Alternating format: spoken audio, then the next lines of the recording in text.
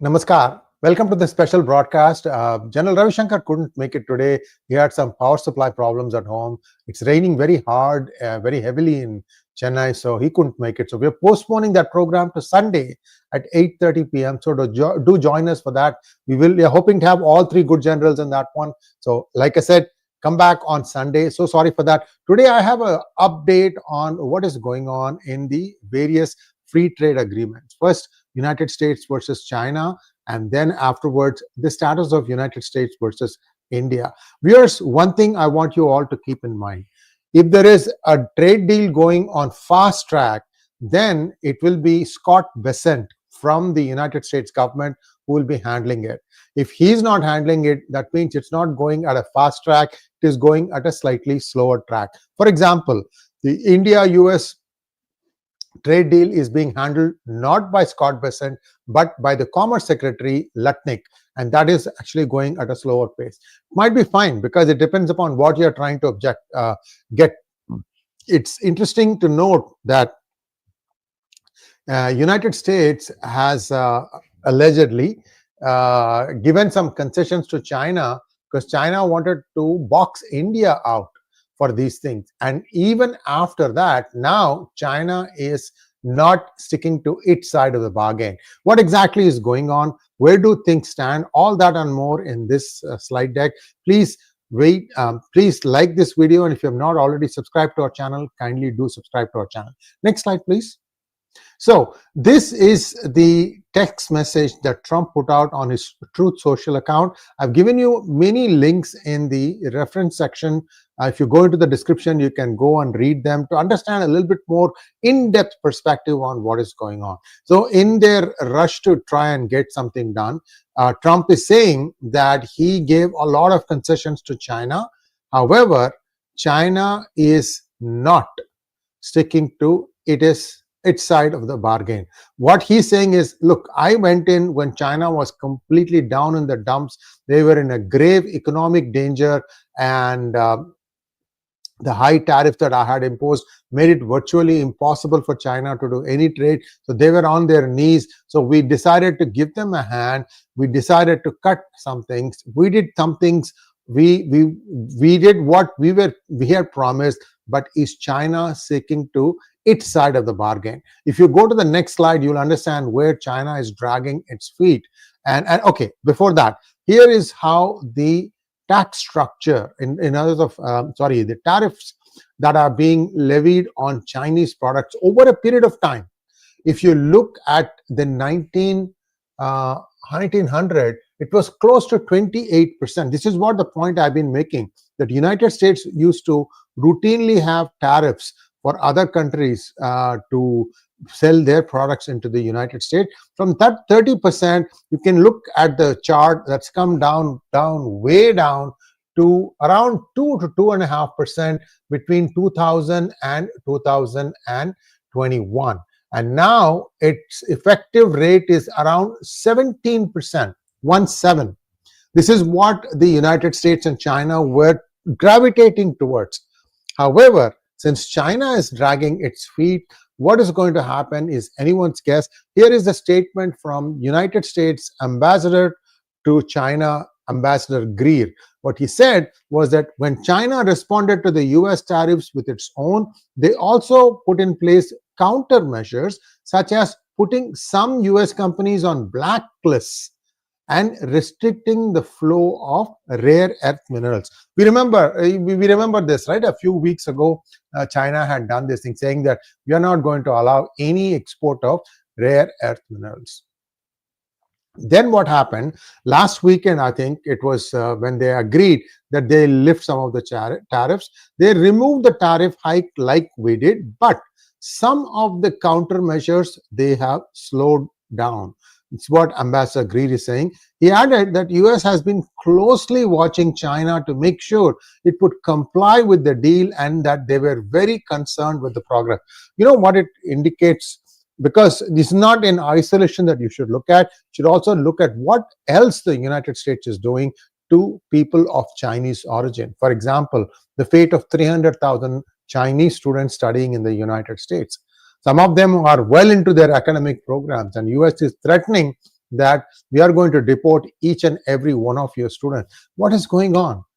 What is it that US is not saying, but it says China knows its end of the deal and it is not complying with what it agreed to. In fact, Greed says that the United States did exactly what it was supposed to do and Chinese are slow rolling their compliance, which is completely unacceptable and has to be addressed. The point that he's trying to make is that perhaps there has to be one more call between Trump and Xi Jinping to kind of iron out some of the detailed sticking points. But look at what neither side is addressing or talking about: fentanyl. Because the whole tariff thing started from fentanyl and the way China has been exporting fentanyl into the United States, including using the United States Postal Service. And that has been stopped now. A lot of things are happening. I mean, it's like total chaos in terms of what is coming into the United States ports, how much tariff is being levied. It is actually a bit of a chaotic situation right now, because one day they are saying that you can put tariffs, another day one court says that no, you cannot, third day another court comes back and says no, this can continue. I want to listen to both sides and come back with your arguments next month, which is where things stand now. Court of Appeals has said that tariffs will continue and we are going to rule on it after we are listening to both sides at the beginning of next month. My guess, viewers, my guess is that ultimately the Trump administration will prevail.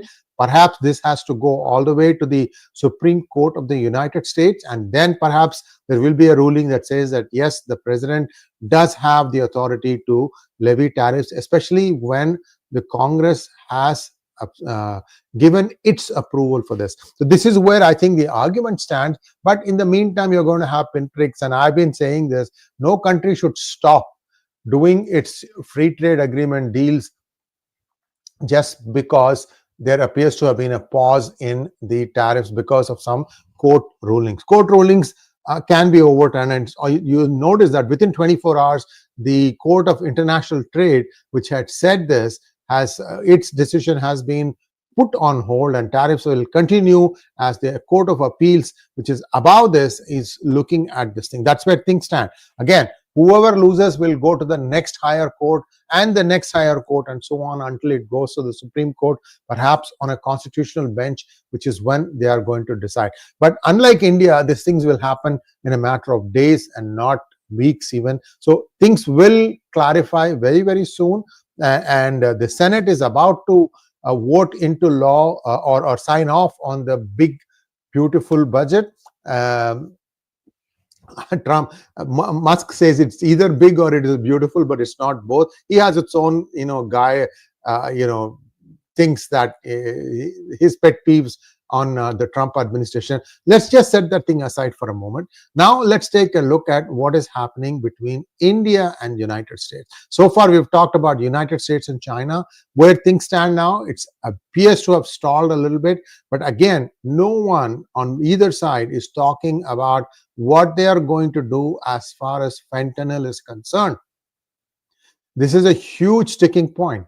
And also, maybe I have time, I'll come back to that, about what is happening to various United States universities, whether they may even be able to start making payrolls in the days and weeks to come. That's a big question mark, because some other things are happening. We'll see. If I have time, I'll talk about it. Otherwise, I might have to talk about it in a different hangout. Let's go to the next one, please. Now, what is happening between United States and India? Well, the Commerce Minister Piyush Goyal was here last week. He had 2 meetings with the Commerce Secretary Latnik. Like I said, the US-India free trade agreement talks are going on a slightly slower track. They're not going on the same speed as US-China. Maybe it's because of the urgency, but I don't know. I mean, it depends upon what each side is comfortable with. From what I have been finding out, India is quite comfortable with having something in place by June 25th or so, ahead of the July 9 deadline, when the moratorium on the 26% taxes that US wants to levy on India expires. India wants to do it by 2 weeks before that, but they have everything in place.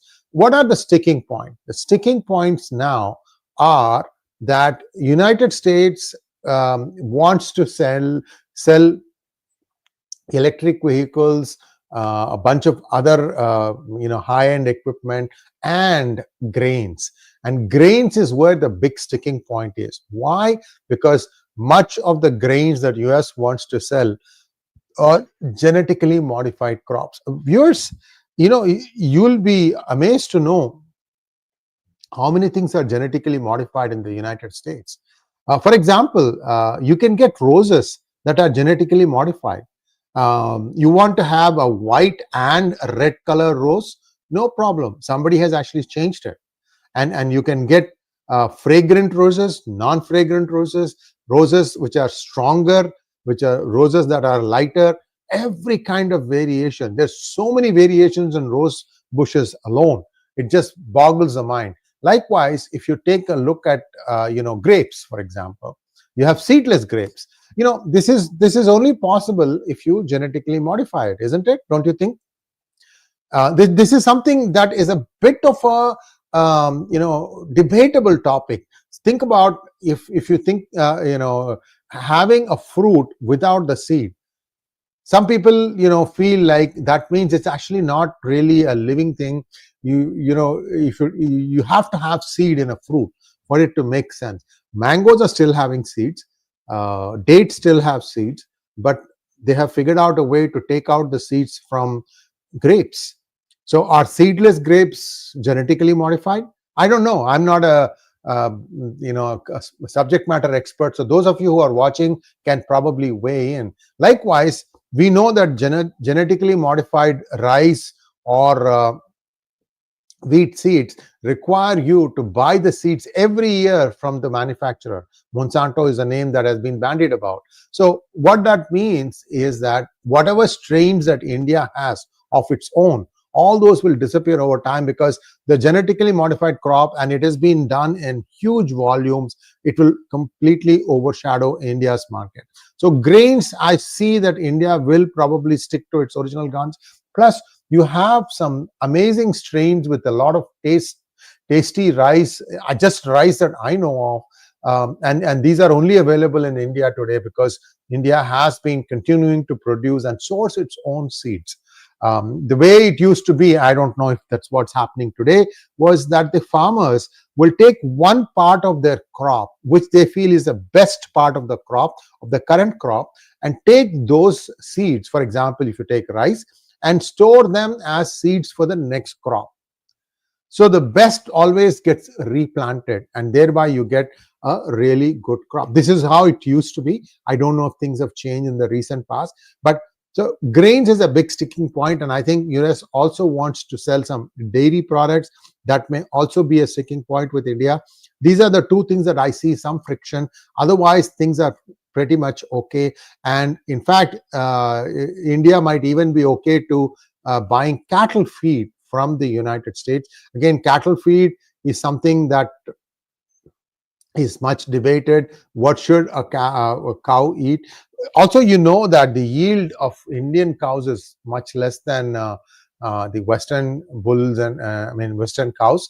And how that's going to be bridged, I think there is research going on in India also to improve the yield. For example, the Bos Indicus cow, its yield needs to improve to something much more than what it is today.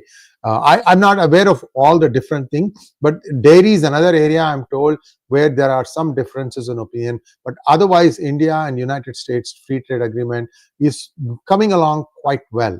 So that's where things stand. And if there are any questions, I'll be happy to take them now. Vasu Iyengar wants to know, to what extent is Wall Street influencing matters as key stakeholder, or is it more Team Trump driving its agenda? Hard to quickly reverse 30 years of damage to US manufacturing base. Well, Lutnick is a consummate Wall Street insider. He was in the Cantor Fitzgerald, that's his company. And if you go back and look at 9/11, they were on the 109th floor or something like that, above where the plane went and struck in World Trade Center.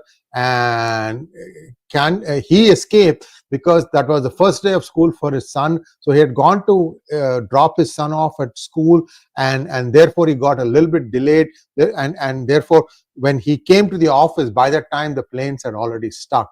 But much of the staff perished in that, and Cantor Fitzgerald had to rebuild. So Lutnick is a total Wall Street insider. I'm sure Wall Street is plugged in. There are a few things that are going that are not apparent on the surface, but think of it like this. There was this thing called LIBOR, and that was controlled as an exchange rate, interest rate that was controlled by banks of London, and that has been replaced in the United States with its own version called SOFR.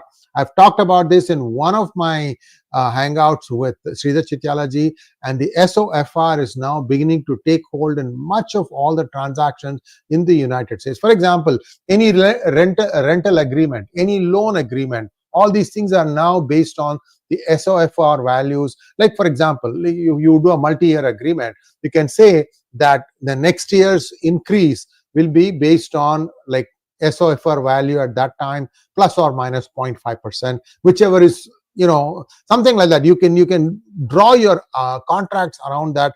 That's how things are. But this is becoming a huge problem for all the banks in Europe. How Europe is responding, they tried to trash the SOFR, but I think the SOFR stood up, the dollar value stood up. So there is some bashing going on. And how many of the Wall Street people are on Trump's side, America's side, and how many are on the European side? No one knows. There is some division going on. I'm giving you all these question answers because this is not an easy one.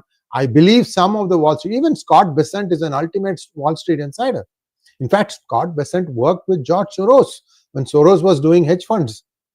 So this is a small world, is what I'm trying to say. So we'll wait and see how this goes. Chaitanya wants to know, would cancelling admissions of foreign students not financially affect US universities? Good question. I was about to allude to that and you prompted this. Look, what is happening is even big institutions such as Harvard are going to find it difficult to make payroll. What payroll is? Actual salaries. Pay the salaries of the various staff. They have thousands of people now.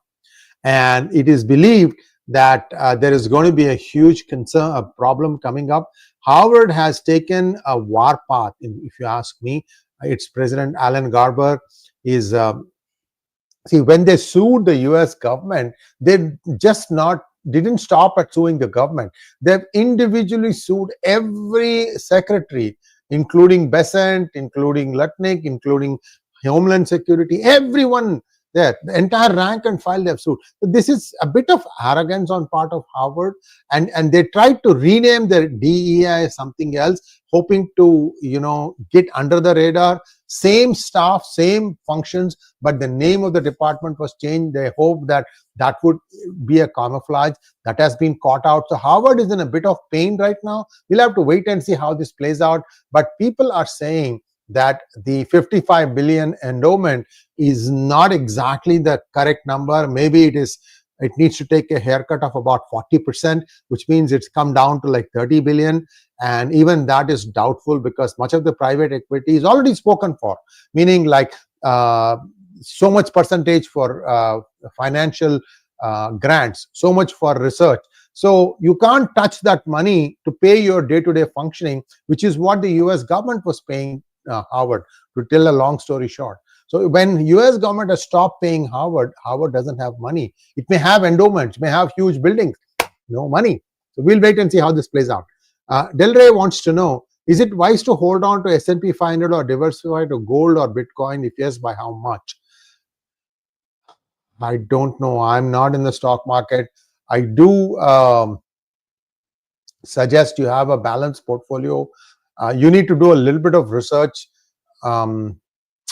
Price discovery is one of the first casualties of the 2008 depression. So I don't know what's going to happen. I'm sorry, I can't really help you in this. You'll have to do your own research. Rahul Sharma, thank you so much. Why did they lie 2 weeks back that US-China deal was done? No, I think this is how China likes to work. They always like to work in this gray zone. Remember, guys, I'm telling you, fentanyl is the reason why the tariff war has started.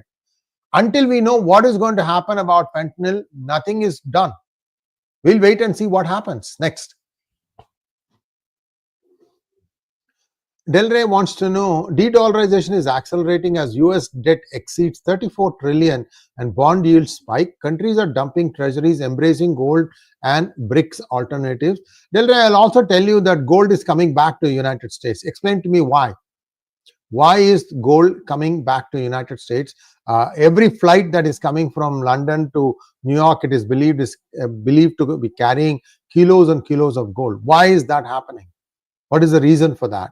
So there is something else that is happening beneath the surface. On July 1st, every bank is expected to follow Basel III norms. However, many of the American companies said that they are not going to follow Basel III norms, which means that US banks are saying we are not going to accept gold as an asset. So there is some friction that is going to happen. That is going to be the next big deal that's going to start in the next few weeks. Just wait and watch what happens there also. So treasury dumping is happening. It has been happening for a long time. However, the US dollar hasn't collapsed. If anything, the US dollar has strengthened. 𝗏𝗏 wants to know, grapes are mainly seedless. Don't we make raisins? No, even raisins have seeds. My dear man, even raisins have seeds. It's just that there is a new strain that has been developed without the seeds. Next one. Actually, raisins are dried grapes, if you think about it. Big Texan, thank you so much. Aren't cherry tomatoes genetically modified? Yeah, there is a lot of genetic modification that has happened in the crop sciences. Lot of stuff has happened. And it's just that we have been consuming it without thinking too much about it. Only now people are thinking, wait a minute, if a fruit doesn't have a seed, does it really, is it really a fruit or is it something else? Those are the kind of, just like the egg, right? The egg that you eat, like omelette and other stuff, if you let that egg hatch, is it going to hatch a chick? No. What does that mean? Next one. Rajaraman wants to know, free trade agreement means no duty for imports from US or reduced duty. It's item by item, Rajaraman. That's why it takes time. It's item by item, sector by sector. It will run into thousands of pages where they'll say, okay, this is what it's going to be. And there'll be a timeline after which they'll they'll review the whole thing again. So that's how this thing usually works. Next. Thank you, Sanjay Sihag. Thank you, Ganesh. 50,000 students from India, mostly IITs, have to be poached by Chinese universities from US universities in the last 10 years, which is really shocking. Any inputs? Where did this happen? I don't know. I am not aware of this. 50,000 students from India, mostly IITs, that number itself is very high. Look, even today, even if you assume that 20 IITs, they'll be graduating 800 students every year. So where did 50,000 number come from? I doubt it. I think there is some math issue here. That's all we have for now. Thank you so much. Please like, share, and subscribe to our channel. Don't forget to click on the bell button for notifications. And if you have not already got your Sengol, do place an order for your Sengol. We do have them in stock. They are available for sale in India. I do have a few left in the United States, but in India, these are available for sale. Do get your Sengol. Thank you once again. Namaskar. This